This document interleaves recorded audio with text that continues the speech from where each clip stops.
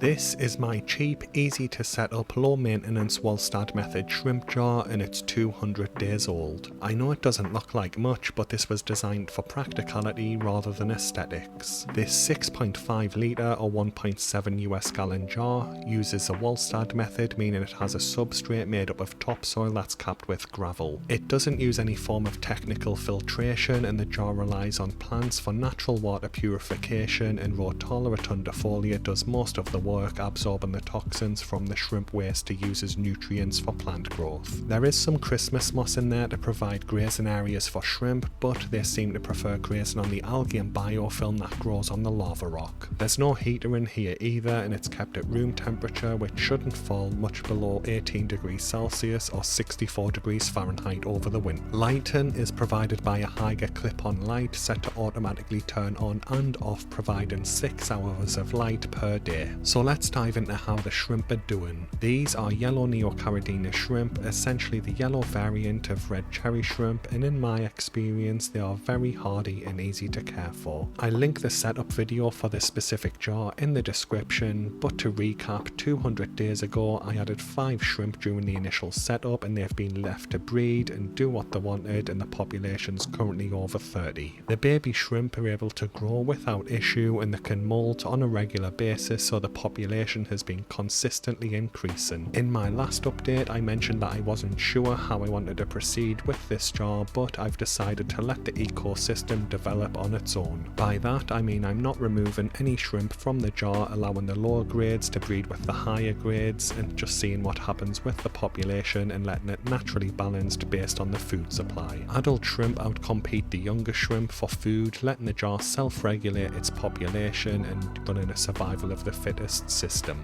I'm pretty sure that only one of the original 5 shrimp are still in here, as the other 4 have likely passed away due to natural causes. I bred the initial shrimp in my yellow neocaridina tank, and I didn't know their exact ages when moving them over to this jar, and these shrimp usually only live for a year or 2. There's also one fully grown horned neurite snail in here that I added to try and help deal with the algae buildup on the glass. So moving on, we get to plant growth, and let's start with the Rotala Rotundifolia. If you look at the water surface, you can see there's no problem with surface algae or thick layers of biofilm, so it does seem that the Rotala, bacteria and archaea are doing a good job of balancing the jar. As I mentioned earlier, the Rotala Rotundifolia helps to naturally purify the water by absorbing the toxic nitrogen compounds from the shrimp waste and turning them into nutrients to use for plant growth. The plant has been grown really well in the last 100 days, but with the winter temperatures slowly settling in, I do think that plant growth will slowly dip off. My current plan is to leave the plant's growth to do as it pleases over the winter, as I don't want to trim it back and risk any issues during the colder temperatures. As you can see, some of the stems have started to grow above the jar's surface, allowing the plant to access CO2 directly from the atmosphere. There's a lot of aerial roots forming on the stems, suggesting that the plant is having some nutritional issues in the jar. This is because shrimp have a very low bioload compared to fish, so nutrition can be a common problem with this type of setup. An easy workaround is to add some liquid fertilizer to increase the available nutrients, but I'm just going to leave the plants to do their thing in this setup. Remember, I do have a dedicated yellow neocaridina shrimp tank that I can move these shrimp over to if the plants in here start to melt and the jar starts to fail.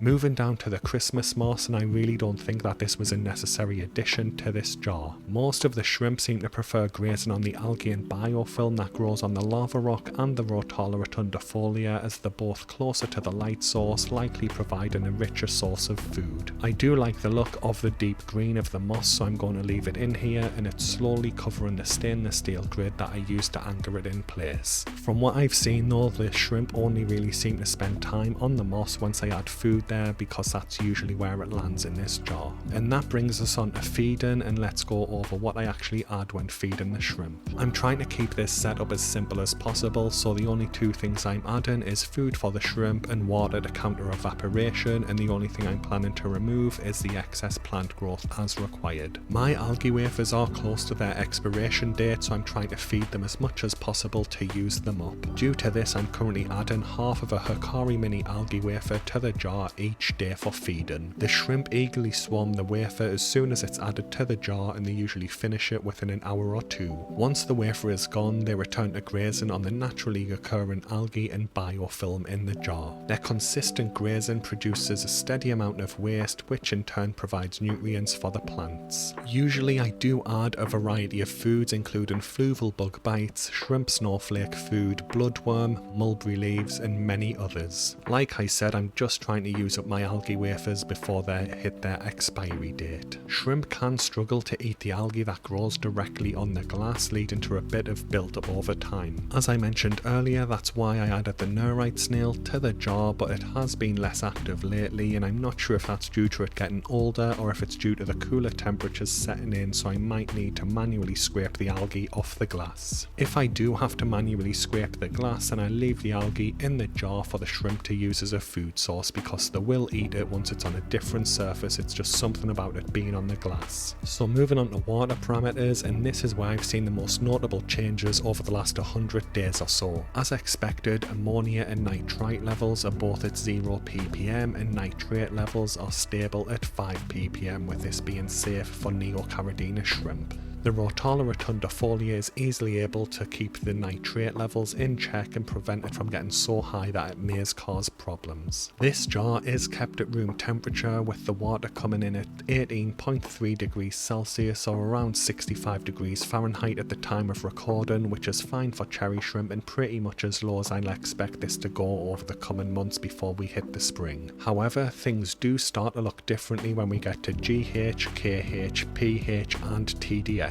Just for reference, I have tap water that usually has a pH of around 6.4, a GH of around 4 and a KH of around 3. Now I do check the water parameters for my actual aquariums with fish in them every week because fish have a far higher bioload than shrimp, but I usually only check water parameters for my jars for videos. When I tested the GH for the jar, it took 20 drops without a colour change, suggesting that there's a very high GH level in here, especially for Neocaridina shrimp. For KH, I got to 12 drops of the test solution before stopping the test, as it's out of recommended ranges for Neocaridina shrimp and unusually high for my tap water. Moving on to pH, and I always use my pH pen because I can calibrate it, and my liquid pH test kits have been inconsistent in the past. As you can see, my pH pen gave a reading of 8.24, that is far higher than any of my other tanks and very high compared to my 6.4 tap water. Just to try and confirm this result, I did resort to my liquid test kit, and the regular pH solution turned blue, meaning that it's too high for it to detect, and the high pH solution showed an 8.2 reading, confirming the pen's result. At this stage I was a little puzzled, so I even cracked out my TDS pen, which I really don't use. I don't like the TDS metric for Neocaridina shrimp, but as you can see, it's shown a TDS of 233. Now I was a little puzzled by these readings, but I noticed that my GH test solution turned out to have expired 2 months ago, casting a little bit of doubt on its results, but this still doesn't explain the KH or pH changes. Then I remembered reading in the Walstad method book that photosynthesis can gradually increase pH levels in a Walstad setup, which is probably what's starting to happen here. Now I'm fully aware that these ranges are higher than the recommended ranges for Neocaridina shrimp that you'll find online, but they appear to be healthy, breeding well and just going about their business of looking for food, so they seem happy enough. Now I might get higher breeding yields and higher shrimplet survival rates if I do slightly reduce these ranges a little bit,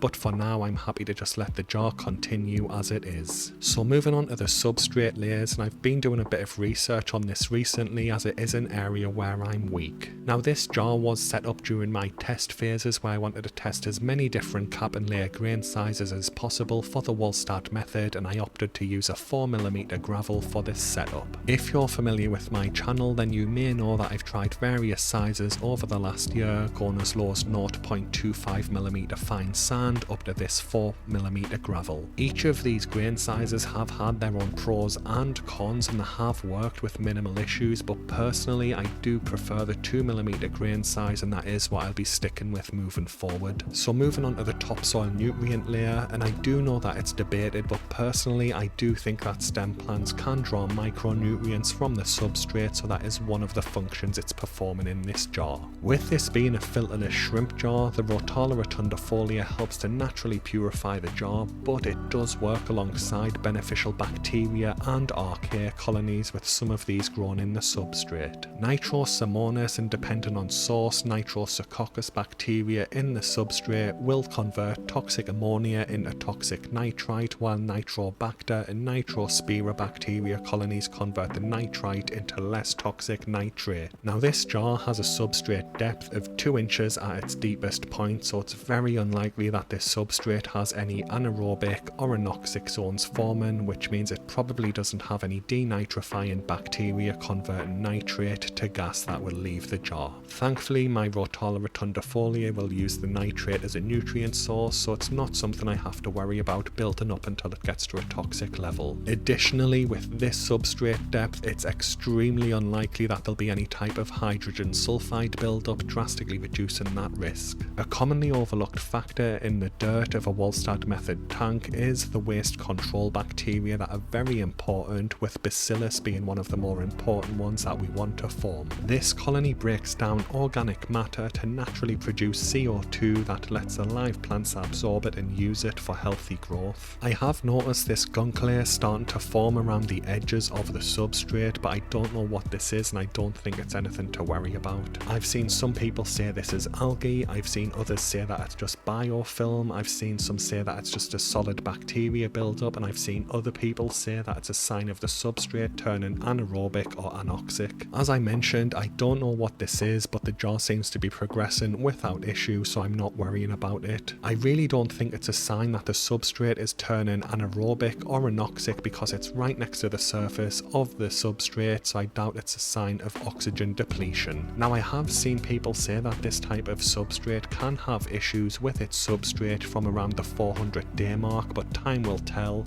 and I am looking forward to seeing how the jar progresses. Just to quickly cover the lighting, as it's crucial for the healthy growth of plants in the jar. This setup uses a Haiger nano light, and it's the same model that I'm using on my other 2 shrimp jars. I did purchase this light with my own money, but Haiger have provided a coupon code offering a 5% discount and free shipping for US residents, which I'll link in the description. I currently have it set to provide 6 hours of light per day, as I'm aiming to give the plants all the light that they need for healthy growth while also keeping algae under control. So far the light balance does seem to be working well, but as the Rotala Rotundifolia continues to grow, it has started to block light from getting down to the moss. I would like to let the Rotala Rotundifolia continue to grow out, but if needed, I will trim it back just to prevent any issues with the light getting down to the moss. I've had a few questions about my maintenance routine for my shrimp jars recently, so I want to quickly touch on that. As I mentioned back at the start, this is a very low maintenance setup, making it perfect for beginners. As you can see, I could trim the Rotala Rotundifolia back if I wanted, but for now I'm planning to just let it grow out over the winter and see what happens. The Nerite snail had been managing to